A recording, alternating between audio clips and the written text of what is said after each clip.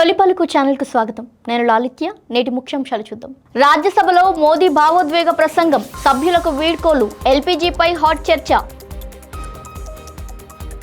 ఢిల్లీలో కాంగ్రెస్ హైకమాండ్ తో సీఎం రేవంత్ భేటీ, gig workers bill, budget పై కీలక చర్చలు. రాజ్యసభలో ఖర్గే ప్రసంగం, పవార్ కు ప్రశంసలు, సభ పనితీరుపై సూచనలు. ఎన్హెచ్ఏఐ ప్రాజెక్టులపై చర్చ, కేంద్ర మంత్రిని కలిసిన రాహుల్ గాంధీ, ప్రియాంక గాంధీ. ఆర్టీసీ బస్సుల్లో దివ్యాంగులకు ఉచిత ప్రయాణం, దివ్యాంగ శక్తి పథకం ప్రారంభించిన నారా చంద్రబాబు నాయుడు.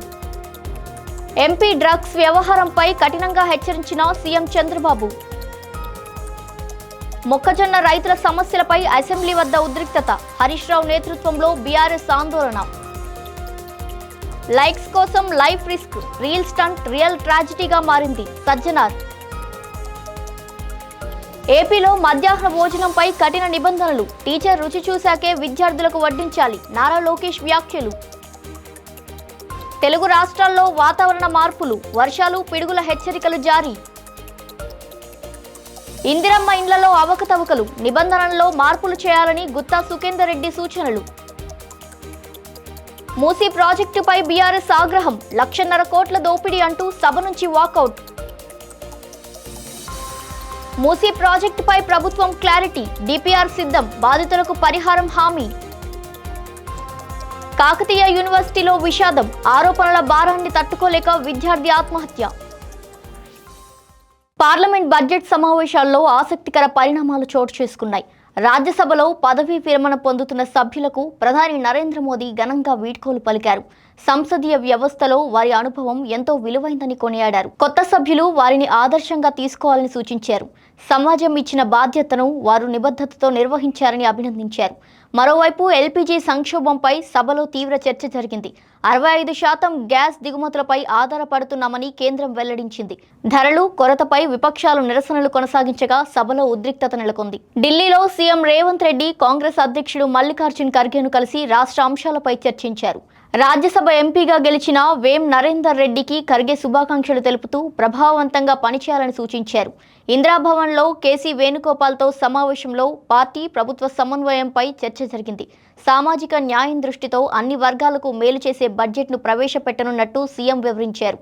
రాహుల్ గాంధీ మార్గదర్శకత్వంలో గిగ్ వర్కర్ల బిల్లును ఈ సెషన్లో తీసుకురానున్నట్టు తెలిపారు.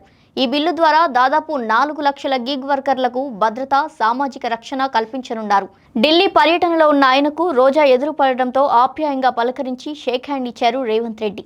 అసెంబ్లీలో సీఎం స్పీచ్ ఉన్న నేపథ్యంలో మధ్యాహ్నం ఢిల్లీ పర్యటన ముగించుకుని హైదరాబాద్కు పయనమయ్యారు. రాజ్యసభలో కాంగ్రెస్ అధ్యక్షుడు మల్లికార్జున ఖర్గే పదవీ విరమణ పొందుతున్న సభ్యులకు వీడ్కోలు పలికారు. శరద్ పవార్ ను జాతీయ నాయకుడిగా అభివర్ణిస్తూ మళ్లీ మార్గదర్శనం చేస్తారని ఆశాభావం వ్యక్తం చేశారు.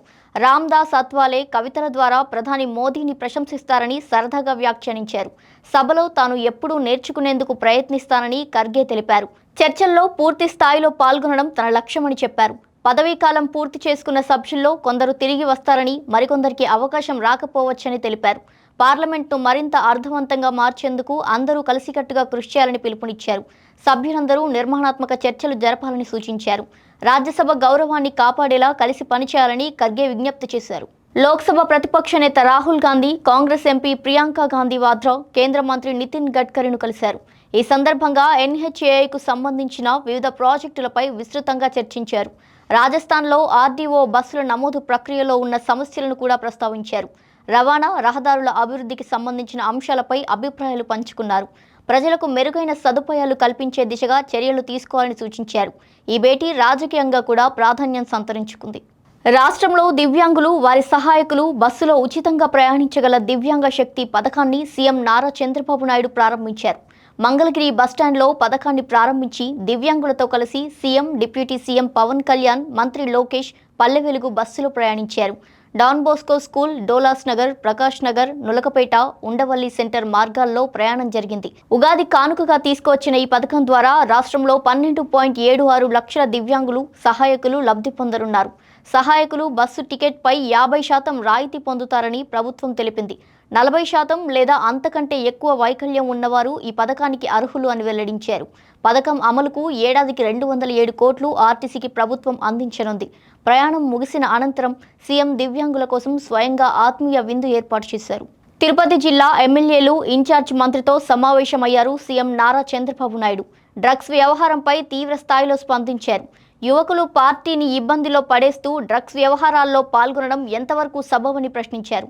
క్రమశిక్షణ విలువలను పాటించకపోవడం రాజకీయాల్లో ఎప్పుడూ అంగీకార యోగ్యం కాదని స్పష్టం చేశారు.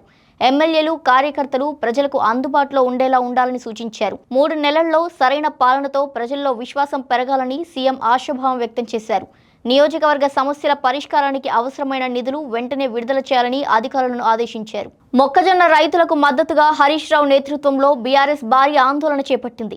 మద్దతు ధరతో పాటు 500 రూపాయలు బోనస్ ఇవ్వాలని గన్ పార్క్ నుంచి అసెంబ్లీ వరకు ర్యాలీ నిర్వహించారు.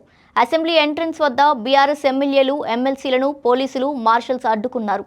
మొక్కజొన్న రైతులకు మద్దతుగా అసెంబ్లీకి వచ్చిన బీఆర్ఎస్ ఎమ్మెల్యేలతో మార్షల్స్ దురుసుగా ప్రవర్తించారు. ఎంట్రన్స్ వద్ద ఎమ్మెల్యేల చేతిలోని మక్కలు, కందులు లాక్కోవడంతో ఉద్రిక్త పరిస్థితి నెలకొంది. ఈ ఘటనలో హరీష్ రావుకు గాయం కాగా చేతి నుండి రక్తం కారింది. ఇదేమి రాజ్యం, పోలీసు రాజ్యం అంటూ నినాదాలతో నిరసన తెలిపారు. రైతులు ప్రభుత్వ సూచనలతో 8 లక్షల ఎకరాల్లో మొక్కజొన్న సాగు చేశారని హరీష్ రావు తెలిపారు. కానీ కొనుగోలు కేంద్రాలు ప్రారంభించకపోవడంతో రైతులు తీవ్ర ఇబ్బందులు పడుతున్నారని ఆయన ఆరోపించారు. ఢిల్లీలో రీల్స్ కోసం చేసిన ప్రమాదకర స్టంట్ ఓ యువకుడి ప్రాణాలు తీసిన విషాద ఘటన వెలుగులోకి వచ్చింది. స్నేహితుడు వీడియో తీస్తుండగా లైసెన్స్డ్ గన్తో స్టంట్ చేయబోయిన పవన్ తన గుండెలోనే కాల్చుకున్నాడు. హెచ్చరికలను పట్టించుకోకుండా ట్రిగర్ నొక్కడంతో క్షణాల్లోనే ఈ ఘటన విషాదాంతమైంది. ఆసుపత్రికి తరలించినప్పటికీ అప్పటికే అతను మృతి చెందినట్టు వైద్యులు నిర్ధారించారు. ఈ ఘటనపై స్పందించిన సిపి సజ్జనార్ లైక్స్ కోసం లైఫ్ రిస్క్ పెట్టొద్దు అంటూ ఘాటుగా హెచ్చరించారు. డిజిటల్ మాయలో పడి నిజ జీవితాన్ని మర్చిపోవద్దు అంటూ యువతకు సందేశం ఇచ్చారు. ఆయుధాలతో చేసే స్టంట్లు ఫేమ్ ఇవ్వవు, ప్రాణాలు తీస్తాయి అంటూ స్పష్టం చేశారు. గుర్తుంచుకోండి, పోయిన ప్రాణం తిరిగి రాదు అంటూ సోషల్ మీడియా మోజుపై జాగ్రత్తగా ఉండాలని సూచించారు. ఏపీలో విద్యార్థుల మధ్యాహ్న భోజన నాణ్యతపై ప్రభుత్వం కీలక నిర్ణయం తీసుకుంది. ఇకపై స్కూల్లో టీచర్ రుచి చూసిన తర్వాతే పిల్లలకు భోజనం వడ్డించాలని ఆదేశాలు జారీ చేశారు. రోజుకు ఒక టీచర్ను కేటాయించి భోజనం నాణ్యతను తప్పనిసరిగా పరిశీలించాల్సి ఉంటుంది. మెనూలోనూ ఆహారం నాణ్యతపై వివరాలను లీప్ యాప్లో నమోదు చేయాలని స్పష్టం చేశారు. టీచర్లతో పాటు తల్లిదండ్రుల నుంచి కూడా ఫీడ్బ్యాక్ తీసుకునే విధానం అమల్లోకి రానుంది. మంత్రి నారా లోకేష్ స్వయంగా పాఠశాలను తనిఖీ చేసి భోజనం రుచి చూశారు. మరోసారి తప్పు జరిగితే కఠిన చర్యలు తప్పవని అధికారులను హెచ్చరించారు. ఎంఈఓలు, డిఈఓలు పర్యవేక్షణలో నాణ్యతను ఖచ్చితంగా అమలు చేయాలని ప్రభుత్వం ఆదేశించింది. తెలుగు రాష్ట్రాల్లో ఎండలకు బ్రేక్ చెప్తూ వాతావరణంలో అకస్మాత్తుగా మార్పులు చోటు చేసుకున్నాయి. 2 రోజులుగా కురుస్తున్న జల్లులతో ప్రజలకు ఎండ తీవ్రత నుంచి కొంత ఉపశమనం లభించింది. ఆంధ్రప్రదేశ్లో పలుచోట్ల వర్షాలు కురుస్తుండగా కొన్ని జిల్లాల్లో ఇంకా ఎండలు కొనసాగుతున్నాయి. పోలవరం, నెల్లూరు, కడప, చిత్తూరు సహా పలు జిల్లాలకు పిడుగులతో కూడిన వర్షాల హెచ్చరికలు జారీ అయ్యాయి. వచ్చే 4 రోజుల పాటు కోస్తా ప్రాంతాల్లో ఉష్ణోగ్రతలు 2 నుండి 3 డిగ్రీలు తగ్గే అవకాశం ఉందని అధికారులు తెలిపారు. ఇక తెలంగాణలో కూడా వర్షాలు కొనసాగనున్నాయని వాతావరణ శాఖ స్పష్టం చేసింది. పెద్దపల్లి జిల్లా రామగుండం పారిశ్రామిక ప్రాంతంలో వడగండ్లతో కూడిన భారీ వర్షం కురిసింది. రంగారెడ్డి, మహబూబ్ నగర్ సహా పలు జిల్లాల్లో భారీ వర్షాలు, ఈదురుగాలులు వీసే అవకాశం ఉంది.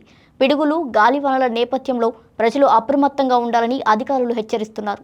ఇందిరమ్మ ఇండ్ల పథకంలో అవకతవకలు ఉన్నాయని మండలి చైర్మన్ గుత్తా సుఖేందర్ రెడ్డి వ్యాఖ్యానించారు. టాటా ఎస్ వాహనం కిరాయి కోసం తీసుకున్న వారిని కూడా 4-వీలర్గా చూపించి అనర్హులుగా ప్రకటిస్తున్నారని విమర్శించారు.